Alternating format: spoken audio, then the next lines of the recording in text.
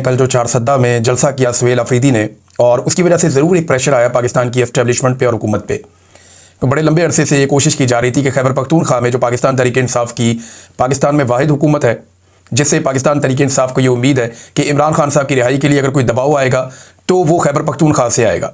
फिर पंजाब में जिस किस्म की हुकूमत बनाई गई, एक तो वो जाली फार्म 47 के ऊपर है, दूसरा पंजाब के अंदर जिस किस्म की फस्तायत है, जो अभी कुछ अर्सा पहले आपने देखा मुरीद के हुआ, इससे पहले जो कुछ पाकिस्तान में पंजाब में खास तौर पे लगातार होता रहा, चादर और चार दीवारी का तकद्दुस पामाल किया गया, हज़ारों गिरफ्तारियां होती रहती हैं, हर एहतजाज के इवेंट के ऊपर दहशतगर्दी के मुकदमात दर्ज होते हैं। ख़ास तौर पे जो गरीब लोग हैं, कमज़ोर लोग हैं, मिडिल क्लास के,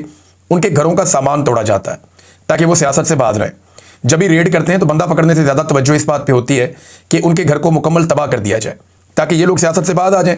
और लोगों का जब माली नुकसान होता है वो बेचारे कई महीने पीछे चले जाते हैं, बाद औक़ात कई साल पीछे चले जाते हैं, बड़ी मुश्किलों से उन्होंने वो सामान बनाया हुआ होता है, और ये तोड़ने वाले भी बेचारे मिडिल क्लास के मुलाजमीन होते हैं। इन्हीं को इस्तेमाल किया जाता है, गरीबों को गरीबों से लड़ा के जो ताकतवर लोग हैं वो अपना इक़्तिदार बरकरार रखते हैं।